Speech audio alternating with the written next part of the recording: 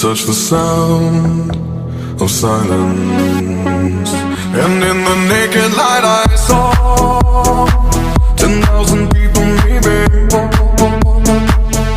People talking without speaking, people hearing without listening, people writing songs that voices never share. And no one dared disturb the sound of silence. Fool said, "Are you do